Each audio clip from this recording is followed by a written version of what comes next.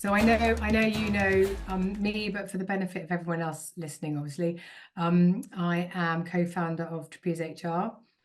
As the name suggests, we do HR stroke people recruitment, focusing on growth businesses, SME markets, so usually series funded kind of A to D, and across all sectors within that. So usually people roles, building out people offering, or maybe centres of excellence around talent, learning and that sort of thing. Just two of us. We're 6 years old this year. And in terms of our backgrounds, I've been in-house and in the HR recruitment space for most of my career. And Jane, my business partner, is an HR generalist by background. And she's obviously more recently moved into recruitment. And in terms of kind of I know we're sector agnostic, but it's really biotech, life sciences, retail tech and edutech are the kind of key areas that we've really focused in, as well as some random hospitality and things like that in terms of our client base. Perfect. Yeah. So my name's Simon Gregory. I'm one of the co-directors for Thornton Gregory. We're also small in number, but mighty in force. I guess there's just two of us as well. I mean, we grew to 4, we're back down to 2. So, you know, as a business, we focus on two different areas. Me specifically focused on working with scale up and startup companies in the software and MarTech space, marketing technology space. That's also quite linked into the venture capital and private equity kind of ecosystem and world. We also follow, which is probably why we've been putting this together, we also follow the funding rounds and work with companies anywhere between seed angel stage and then all the way up to CDE in terms of investment cycle. I focus on helping companies and leaders within those businesses scale their go-to-market teams.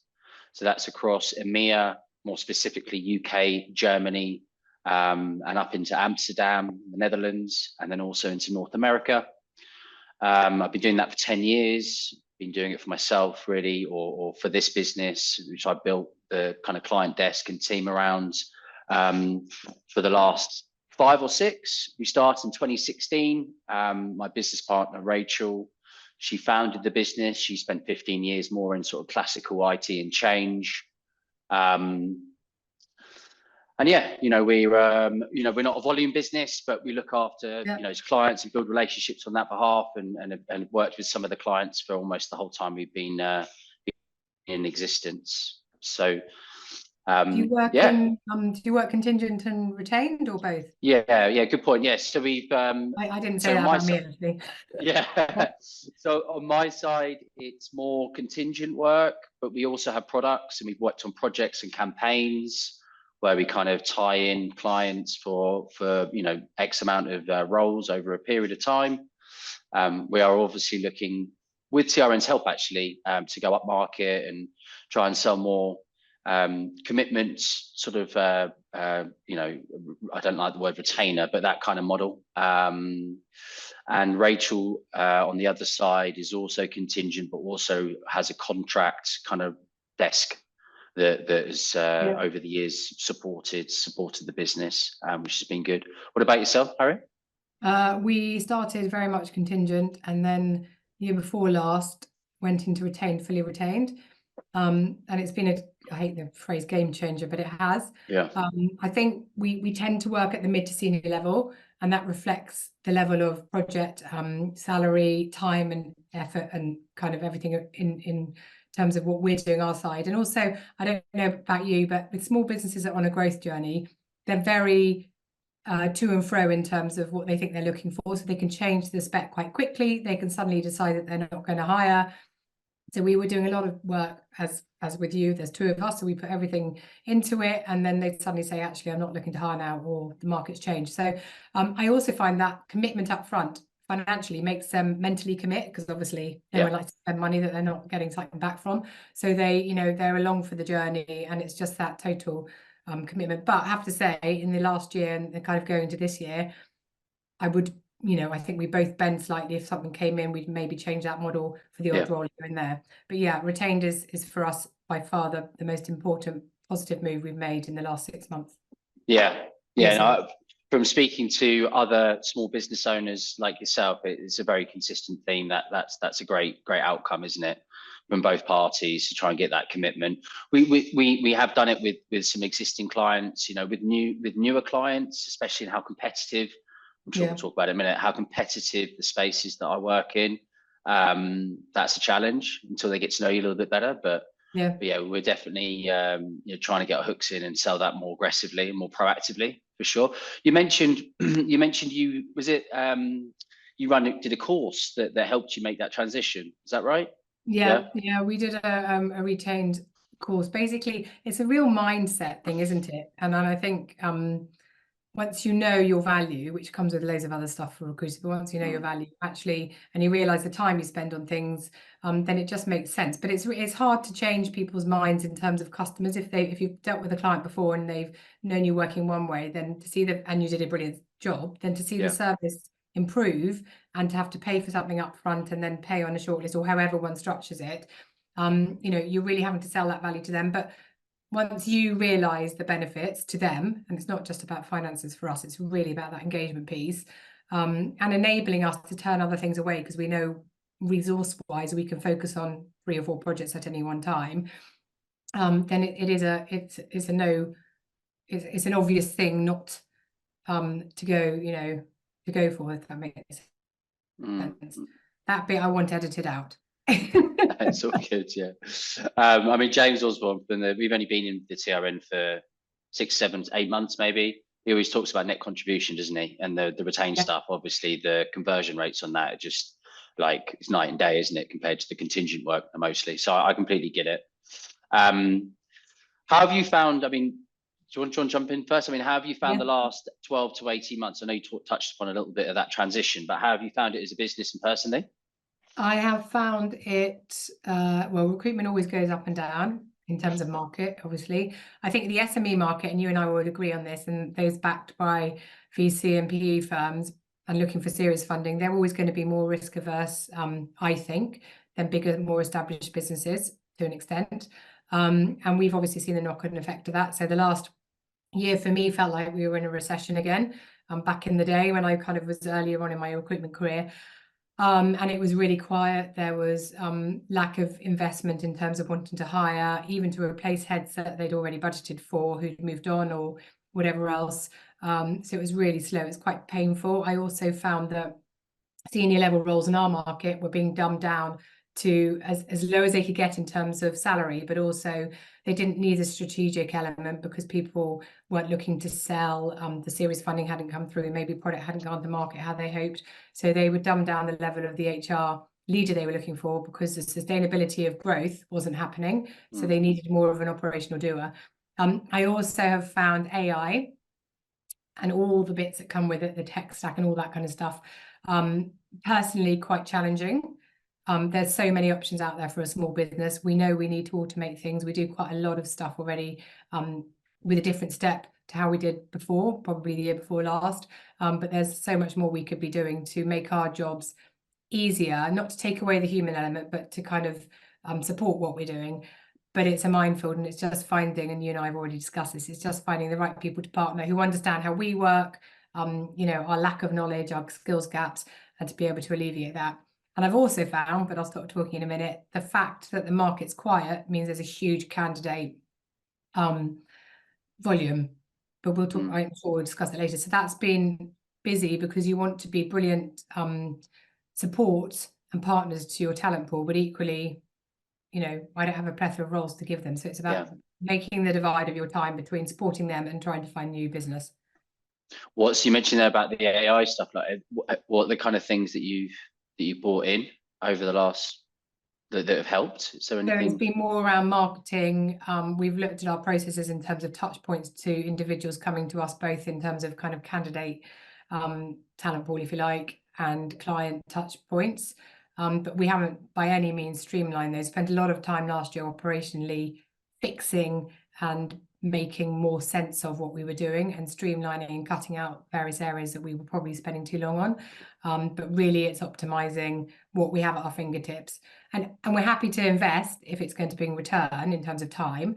But it's just finding the right sort of business that suits our scale. And we've done that before where we've gone and they say that they're suitable for small business, and actually there's a lot of work that you have to do continually through that. And as a 2-person business, which you'll find, I'm sure, you can't spend all that time. Yeah, I think How it's about a you? really, yeah, I think it's a really interesting area. I think like sky's the limit with all that kind of automation and AI use cases for recruitment. But as a kind of somewhat non-techie guy, and really business, if I look Yeah. at if I look at Rachel as well, if she doesn't mind me saying that with her not being here,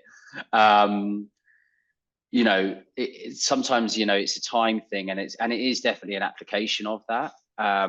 If you can't completely outsource it, yeah, I mean, we're definitely at the start of a journey, I think, and I think we spoke about it offline, didn't we? We're using an outsource. I'll speak about this in a minute about the marketing thing, but we're using an outsourced marketing capability, which is helping give us time back. I can 100% see where that is a validated market for small businesses, for outsourced capability that's done well, and that can drive you know, brand awareness, whether that be personal branding or company branding. But yeah, I think it's definitely a learning. It's been a bit of a learning curve for us as well, for sure. And we definitely haven't nailed it down, which is exciting and nerve-wracking at the same time, because you know, it just feels like you don't want to get left behind in any of this kind of stuff. Yeah. I guess from a sector perspective, I agree. I think COVID was obviously rough. I know we're not talking about that. It's more than 18 months. COVID was obviously rough. We had a few clients, luckily, that were more in like the banking tech space that kept us going, because the projects were in flight already, luckily. But because we are connected with the scale up and startup smaller businesses, I definitely feel like the last 12 to 18 months has been a bit of a period of correction. I think that 21 and 22, brilliant. You know, if you speak to people in the space, I think you mentioned as well, you had a really good year as well. But I think most people, you know, new business was coming in very, very easily. There's lots of money being raised. I was reading before this, they called it the ZERP era, which is like zero interest rate period. It's like a slogan by the Silicon Valley guys, but you know, that really helped like the buoyancy and the, like, obviously headcount growth and just moving people around the ecosystem. I think the volume of work has dwindled. I think there has been some work. 2023 was a slog. I think we made the classic mistake of thinking every year was going to be like 2022. We all do that. We did the same. Invested in this lovely office on a very long, well, fairly long lease. You know, hired two people that were new into the space, and pretty much as soon as we got them ramped, the bottom fell out of the market pretty much. I mean, this, you know, without saying the obvious worldwide situation, but, you know, some of the things were contributing, like Israel definitely has a factor recently, and that conflict, Russia and Ukraine. I mean, I don't know if it affected yourself, Harriet, but we were working with some businesses that were attached to the Silicon Valley Bank. So in 2023, I think it was, beginning of that, when that all collapsed, we had 3 or 4 roles we were working on, very senior roles that were like 2 or 3 months work, contingent, that suddenly overnight just got switched off, and that was painful. Sorry, that's the pits when you've been working on them. Yeah, which goes back to your point about this, you know, getting companies to pay for your time, and we didn't have that coverage. You know, steep learning curve. And then obviously, like the big tech layoffs, you know, that sends shockwaves through all the SMB and SME market that we both kind of work in. But I think it sort of taught us as a business that we really need to kind of focus on the relationships that we've got with our customers and clients, and try and get a bit more clever about certainly like some of the products and contracts and agreements that we are offering them. So we've gone through an exercise with before TRM, but certainly since we've been involved with TRM, of looking at products and looking at trying to build in a level of exclusivity, even if it's in a contingent basis and it's not retained. So, that's been a kind of process that we've been going in, but it's certainly been quite sobering, looking at it current day. I really think, I guess it's kind of like, it's a product of just the market that I'm in, and there's, you can pivot, but when you've been working in it for 10 years, it's difficult to do that. I saw a stat when I was just looking at a few of these things last night, and it said that 69% of reps missed their number. That was from a revenue intelligence, and that's obviously relating to the products that we build the go-to-market hiring teams for. So if they're missing their number, they're obviously not going to be looking for growth. So it goes back to your point about it's all intertwined.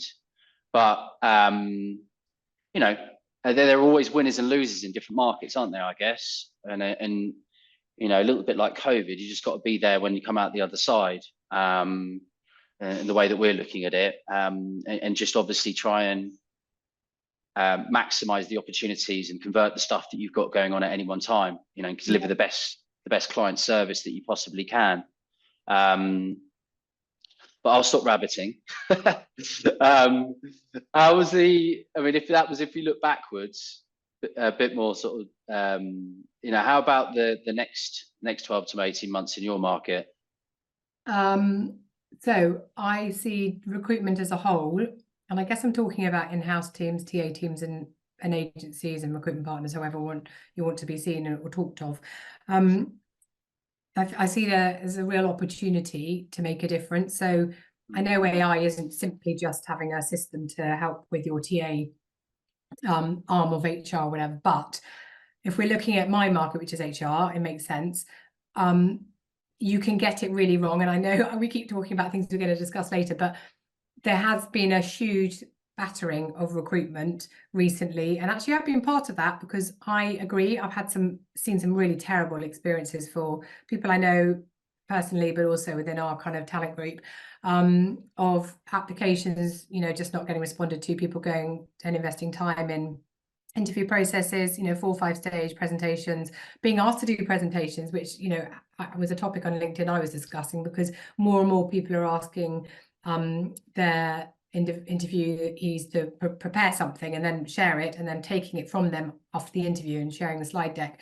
Well, that is actually a lot of time spent on probably what is a real life problem for that business, because they want to see how you go around solution, and kind of your thought process to get to that point. So I see there's a lot of education to be done with internal teams, and also on how to do recruitment and candidate experience really well with the use of integration from AI or whatever one wants to call it. But our opportunity is to really partner and to show the value add on the humanized side, if you like. And that is either with working with a TA team who will also, if you're contingent, they'll also be looking directly themselves, won't they? And actually, to a certain respect, if they're advertising themselves and we're doing a retained piece of work, they just funnel those candidates through to us and they become part of our process. So it's about building that relationship, but also ensuring that you're giving everyone the same sort of service, if you like, and making sure that the touch points are still there. So yeah, they might get something automized and they might not hear from a human in terms of thanks but no thanks, but making sure there's areas around that give them the human touch. So understanding of what someone is like, you're putting keywords potentially into a job advert, so keyworded CVs will appear. Well, actually, where are you understanding what that person's like, what makes them tick, and all the kind of stuff that goes alongside that? So the education piece is really critical, and I think that's where we as recruitment professionals can come together with peers and talk about that. I think there's a chance to be a spotlight and show how your values and your strengths shine out of the AI era. So again, that coupling with us alongside the client group. And I also think it's about utilizing the fact that people are hiring remotely now. So you can go out and your talent pool is way broader, which has its challenges as well, because obviously you've got a local talent pool that you've built relationships with for however many years, and potentially they're missing out on opportunities because you can get someone more suited who isn't here and now. So I think there's positives and negatives to everything, but it's definitely, I'm definitely more optimistic than I have been in the last kind of 6 to 8 months. How about you? Yeah, the same actually. I mean, I know that first part of what I was talking about was a bit doom and gloom, but I actually am feeling more optimistic, certainly since Christmas. And actually, if I look at the kind of numbers and stuff that we've been doing with our clients since kind of August, September time, have actually been fairly good. Even though we've been quite thin on the ground in terms of roles, been doing some quality work and making some big fees, which is good. But I think that I think you're right. I think there's going to be, when I talk about when I was saying about the winners and losers, I think the winners are going to be the ones that are like really proactively adding value to the clients. There's not just bums on seats. They're not just CVs. That's actually consulting with them. And I agree with you as well, that kind of broader geography conversation and hiring anybody anywhere is certainly something that I'm having conversations with my clients. The candidate pool is no longer within half an hour of an office of London. It's speaking to them and seeing if they're considering people in other countries that can run through employer of records, and enabling them to be able to get more bang for their buck, because obviously the salaries are different within different countries. Even though you're still going to be hiring from a specific kind of vendor or product that's transient to the company you're working with, and getting them to understand that's actually a possibility and actually a reality if it's done well. I think that the AI and automation, we talked at the top of the call, I think that offers a huge opportunity in terms of being able to be a small business that can compete with much larger companies. If it's done well. If it's done badly, I know we're going to talk about this again. I keep crossing questions, but I think if it's done badly, it can be very damaging. It kind of scares the life out of me a little bit. But I think with that in mind, the key to all of this, and I've watched a few of these other head-to-head things, and is all around business development, I think, and being able to enable your prospects to be able to see the value add that you can bring to their business.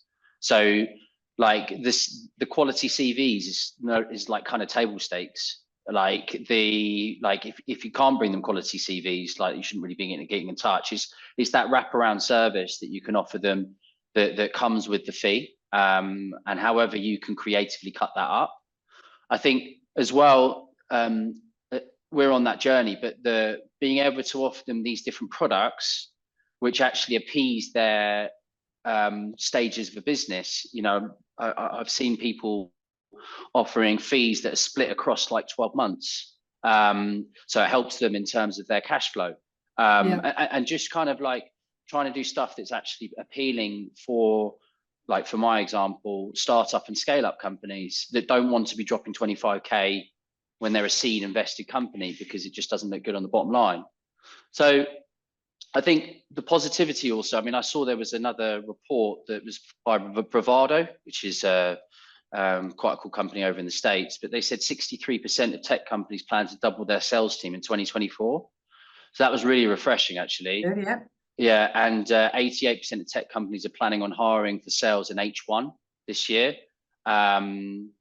So yeah, they kind of, I think they had pretty complete data set on those stats, but I think the narrative in the market is better. I think that people that are doing transactional recruitment will continue to struggle, and I think automation will win. But yeah, I think that's the kind of that's my answer to what's in the future, but nobody's got a crystal ball, I guess. Should we jump into the other questions? I think we've used 20 minutes on just the intros, haven't we? This is going to be an hour. Go on, Harry. You go. Is marketing just a load of fluff and a distraction to recruiters, or is it business critical? Recruitment is so different. Oh, and obviously everything evolves, doesn't it? But recruitment, when I started in, I think, late 90s, which makes me feel really old, but everything's evolved, but it is so different because we all have our own personal brand, and that's just how we do things every day. That's in private lives and work life. But I guess it was, certainly when I started out, and obviously I was doing contingent and everything else, it was never bums and seats for me, but it was volume driven. And you either had a relationship with the business, and mostly they were big businesses because there wasn't a surge of SMEs and kind of infancy businesses that there are these days. And it was almost not taken for granted, because I'll get my knuckles rapped by James probably by saying you should never assume roles are coming away. But, you had big clients. Most of mine were banking or legal firms, and you'd basically, it was quite transactional. You had relationships with people, but it was very different. And obviously over the last probably 10 years, but more so in the last 5, I guess, it is more about the value add around that. So it's no, as I always kind of say to ex-colleagues of mine who I worked with years ago, it's no good just to be a great recruiter now, because you have to do the other bits around that, which is market your knowledge. We all, whether you've got 3 years experience or 20 years experience, have knowledge that clients don't have, because they're not sitting outside every day talking to the market. So they don't know what people are thinking about them. They don't know what people are thinking about other potential clients of ours or employers. So we're at the coalface, so to speak. And even if they've got their in-house TA teams, I used to be part of an in-house TA team, and I didn't have time to go out and do all this market research. I was busy firefighting and doing what I needed to do internally.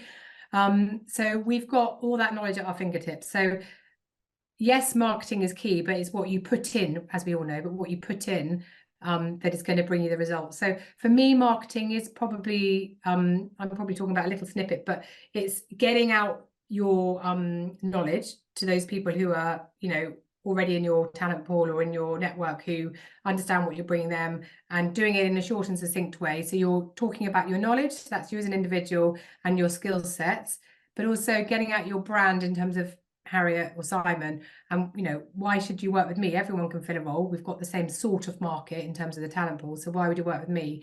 And I think that's equally as important. Actually, I think that's probably more important, because you buy from people, and again, cliche, but people do.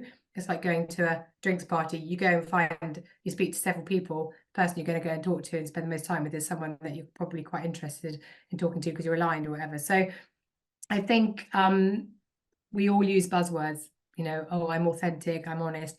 Yeah, I'm sure we all are, but it's how you demonstrate that to the audience and the community you want to build. So yeah, I think marketing has its place. I think personally, there's a line between doing it too much and doing it too little, and that's quite, we're still trying to work out. We tend to do, and marketing isn't just a flyer, we tend to do, like everyone, events that brings our community together. We want to share our thought leadership, our community, our network. We've been doing this for 50 years combined in terms of our experience in this space. So actually, that's got to be worth something. So it's about showcasing each other and connectivity. So yeah, it has a place for me. It's just getting it right. And like everything, it's a bit of a work in progress. Yeah, I definitely think it's business critical in the current market in particular, but as a modern day recruiter, I think that if I just think about all of the really great recruiters that I've known over my career, all of them are terrible marketers. They're really good at recruitment, they're terrible marketers. Yeah. So I think everybody's kind of on a little bit of a personal journey with this, or you're kind of maybe in the wrong jobs. But I touched upon it earlier about this kind of outsource capability. I saw I know this is like death by stats, but there's like 30,000 recruitment agencies, and 79.5 of them are under 10 employees. So if you're under 10 employees, the chance of you having a dedicated marketing resource is probably very slim. Maybe a few of them if they really value marketing as a discipline, but mostly that means that recruiters are going to be doing it. So I mean, we're going through this journey with an outsource capability, but I think the reason why I think it's important is because you have to differentiate. I think it's very difficult I think gone are the days where you just drop a cold email into a hiring manager's inbox and go, hey, we're great, we're great at XYZ. Can we have a chat? They're just going to be. Did you ever do that? I don't think you would ever. No, you would. Well, I think I did it earlier. But it's more that they're probably just dropping in spam, or they're getting 10 of those a day. So it's about building that credibility and being identifiable to your ICP. And you've got to define what that is. And also being seen, because we're the small people. If you've got a big client next to you, you've got thousands of people and they're global and they've been established for 20, 30 years. then, you know, why would anyone ever change that if they just have always been to those businesses? It's about saying, Yeah. hey, we're different. Yeah, exactly. And I think it's that differentiation, isn't it? And it's being able to call them up, you know, and them have like recognized or have seen your name somewhere, whether that be, Yeah. I mean, email probably less so, but certainly we're going through an exercise at the moment where, and I actually really enjoy it because it's something different about building these podcast episodes. You know, it sounds corny, and there is method behind the madness about building the community and stuff. Yeah. But it's like, you know, speaking to some of these people, maybe it's a bit geeky, but like it's I find it really, really interesting. You're spending like a good hour with these people and talking about something they're generally passionate about, and you're not going to them going, can I work with you? You know, do you have a job that I can work on? It's actually building that one-to-one relationship. And then debriefing about it, maybe over a beer or you know, whatever that may be. There was It's a guy. It's a different way, isn't it, of business Yeah, development or building relationships. it's more passive, isn't it? I mean, I took a lot of confidence. I don't know if we can name drop, but there's a guy, Henry Norton, that's was in the CEO CRM group. He talked about it on one of the sessions that we were in, and it was he'd only been doing it for a short period of time, and his space is really niche, but he was talking about some of the great outcomes from that, like clients and work and projects and stuff. So I can definitely see on the horizon how it can be great. It's just a consistency thing, like anything, isn't it? You've got to build that bank of content and that credibility. But I think that's one part, isn't it? And that goes back to being a smaller business, unless you have dedicated resource, is making time, even if you have an outsourced provider, even to check in and to see what's next. Because if you get people engaged and then you signpost them somewhere and then it's erratic in terms of you've got something here 1 month and then you haven't got anything before, then people lose interest and you've kind of killed that off already. Totally. And you've got to try and work backwards from the end goal, haven't you? Can't be this kind of like reactive way of working. It needs to be pretty planned, I think, which is like we're making mistakes on the way for sure, but you know, there is some inbound and awareness. Like when I've gone to events, people are talking about it, even though we've got, you know, tens or sometimes, you know, maybe 100 views, not thousands or tens of thousands or anything stupid. There are 100 views you didn't have before. I mean, it's all relative, isn't it? It is all relative. You're right, and you just need one really meaningful conversation to come from that, and it's worthwhile. Yeah. So, should we jump on to the next one? Yeah. Global talent shortages, candidates, myths or reality, opportunity or problem? So I think for me, I'm not in the tech space. Yeah. But it's the areas that we've known for a while that have a shortage or at least a war on talent, if you like, with great, individuals within the tech world. I'm not going to name areas because I don't particularly know the different areas. I think for HR, there isn't necessarily a global shortage. So I'm flipping on its head. There's a lack of roles. So there's a lot of candidates or individuals looking to move on, either to move on or out of work because their contracts ended or whatever else. So I feel that you put an advert up or a business puts an advert up and you see very quickly the interest in that. And then within that, you can have some really relevant people, obviously, like any time of advertising. And then you can have some totally irrelevant, not even in HR. So I think it's about making sure that people are looking at the roles and your advertising roles very clearly and hitting the right talent areas on the head, so to speak. So for me, it's about lack of opportunity and therefore a backlog of individuals. And therefore, like everything, the world goes round in a circle. If there's opportunity, people are more likely to move on, which then causes vacancies for them. So it's not a myth for me. It's a reality that we need to get some more opportunity in the marketplace.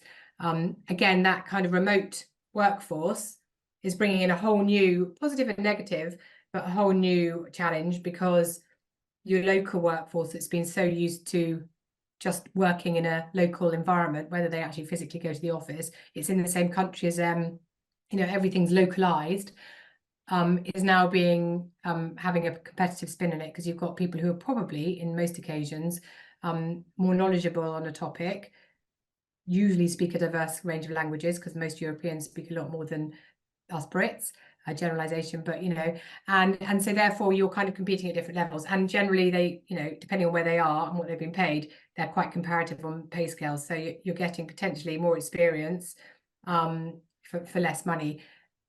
And there's a lot of people that want to work remotely, so therefore that's a broad talent. So I haven't really answered the question, but for me it's definitely not a talent shortage. It's the opposite way around, but it's identifying who within the talent group that are looking at the moment are the right people, which I know is always the case, but you're having to do a lot more extra work as an in-house team and as a recruitment partner to really delve down on, are you just looking for this because you're desperate now? Or actually, is there an opportunity where you can really further your career? Or are you sidestepping? It's just working out those different elements. How about you? Yeah. I think obviously with any question you can look at it from different viewpoints. I agree. Like with the current, certainly, I mean, it can only talk to like my space specifically, but with all of the redundancies, it's meant there is actually an awash of candidates, some of which are very good, and they've been like kind of let go because of no fault of their own, because of struggles across the broader business. Yeah. And what that has meant is that clients or companies have decided to post roles probably more proactively than they have in the past, with a view that they're trying to bring the talent in via LinkedIn, one-click applications, or through their careers page. But I think what that's actually meant is there's just a huge volume of applications. I mean, some of the analytics on when we post roles on the job slots is crazy. I hate to say it, but 99.9% of them are completely irrelevant and wrong. But there are the odd person that does drop into that if you can be bothered to really spend hours and hours and hours sifting through it. But I don't think it's a myth. I think that in terms of talent shortages, it goes back to like, who is the right candidate and how quickly do you need to get to that person? And what I'm finding is clients are being advised on this go-to-market route, i.e. posting the jobs. That is failing. And then they are coming back to us as specialists to kind of streamline that process, which is quite, they have to go through that life cycle, which is a painful experience, but reassuring nonetheless when they do come back, and you can manage to place it in the shortest period of time. But in doing so, they've lost 2, 3, 4 months. And in some companies, that's, when you're ramping up the sales team, that can be the matter of hitting the number globally, hitting the number for that financial year or not. It's making our job hard as well, because their brand in the market is, I applied for them and never heard back. Yeah. That role's been out for months. I've seen them advertising. Why have you now got it? Could they not find anyone? Yeah. So they've realised the error of their ways, but it actually impacts then the rest of the hiring. Yeah. And some of them, I mean, some companies do get to what they're looking for, but the majority don't. It's my experience. And the argument, I guess, this is very much looking at it from a recruitment agency's lens. But the argument of this is that given the challenges in the market and the amount of people that aren't hitting numbers and stuff, there's a huge argument there that you need to get access to the small pool that are, and if we have access to those people, then it's probably worth the fee. So it's the opportunity cost. But I also think, and this is a whole nother conversation, and this is where retained also comes in, or, I know you don't like using that word, but, that kind of project stance, is realizing the value that true recruitment partners can give. Because I don't think many individuals, clients, job seekers, whatever, realize how valuable we can be. But on the flip side, it's realizing our value. Yes, we all know we can do a great job getting them the right person, but actually, what have we done around that? We don't have a little black book. We have a huge network which we've grown over the however many years we've been doing what we've done. As I've already said, we're the ears and the eyes of the market. Whether we realize this or not, all the conversations we have every day, we're gathering more and more knowledge. So it's unfortunately, that is a real education piece, and people will be cutting costs even. So the first things will go, well, we're not going to spend that much money on recruitment. We can get our internal team to do it, who we're paying for already, or we can just bang it on a website because it looks easy. And in some cases it is. If it's volume roles, it is. But actually, you know, what's the point of having recruitment intel at your fingertips if you're not using it and seeing the benefit? So yeah, that's a education piece, which I'm not sure is that quick to learn. But it's up to all of us to keep reminding clients of our value and why we're here. Yeah, and you see some companies, that is their true point of differentiation if they're able to leverage a proper recruitment network or profile to be able to get access to that talent. But yeah, you know, as you say, it's an education piece. So I guess the final question. My favourite, because I've got loads of views on this. I was going to say, this is the lightest, I think, on my side. Do automations dehumanize the recruitment process? From what I've seen so far, yes. So they've been badly used, and the knowledge isn't there. And I'm again tarnishing everyone with the same brush, but this is what I've witnessed. So they are here to support us, but not take away from us, if that makes sense. So take away, yes, the menial tasks and the things that could be done really slowly without them, and so expedite those. But actually, when you're coming to find a job, it's really emotive. Whether you're out of a job, whether you've just been made redundant, whether you're choosing your next career move, it's a huge thing. Most of us who work, it shouldn't do, but it kind of defines us. We're there 5 days a week or however your work pattern is. So I speak from personal experience because my husband's been looking for a while, and the kind of things I've seen him experience and go through has never been the same as it was in years gone by. And also just speaking to our talent pool, I've had 3 or 4 calls this morning alone. And, you know, really quite senior people who've been around a bit, so they've experienced different types of markets, really, really emotional about their job search. And I've heard words of isolating and that sort of thing. So, and that is, I think, due to pure volume, but also the things being managed through automations.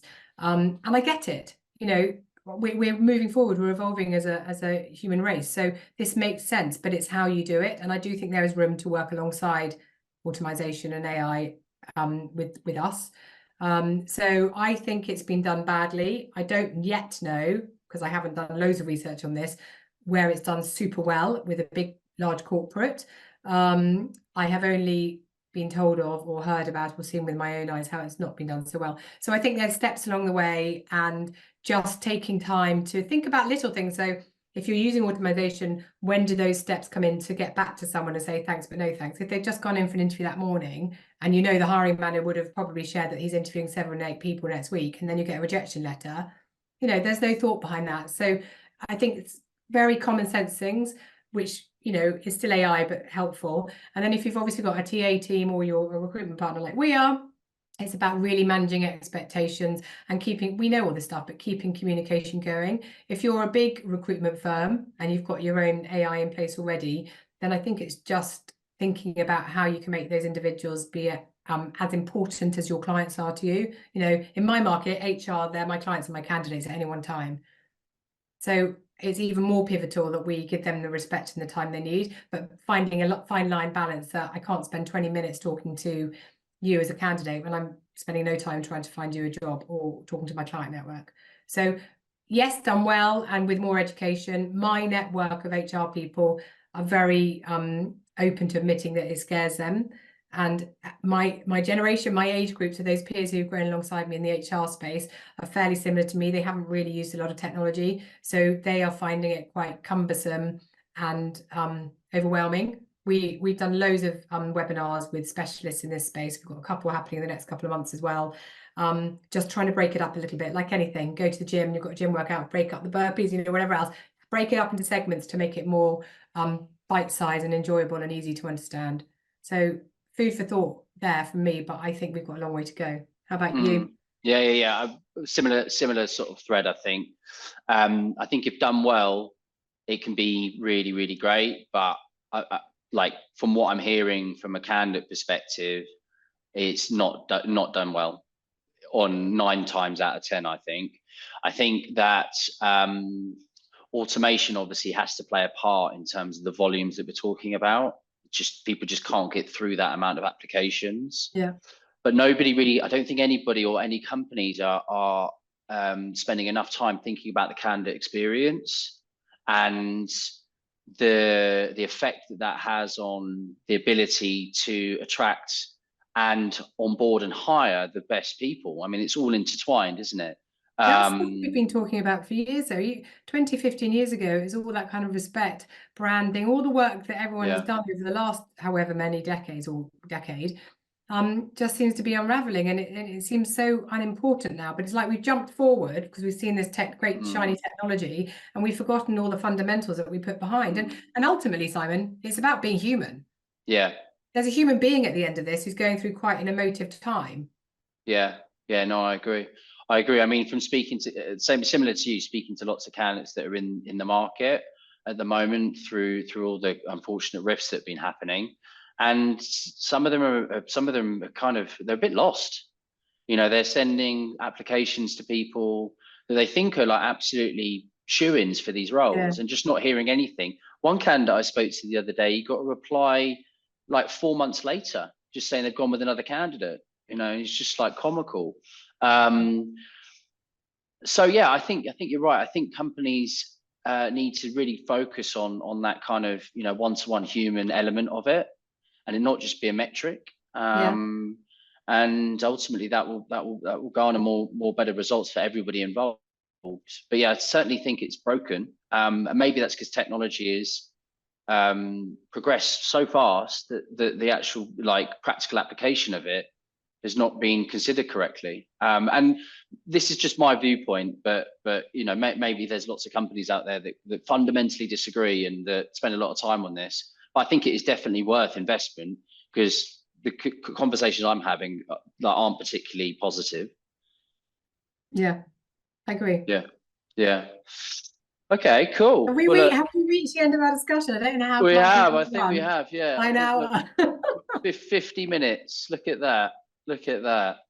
Well, look, thanks very much. I enjoyed that. I mean, hopefully that's in some way helpful to people. Not too negative, not too biased from a recruitment standpoint, but yeah, I think that was good.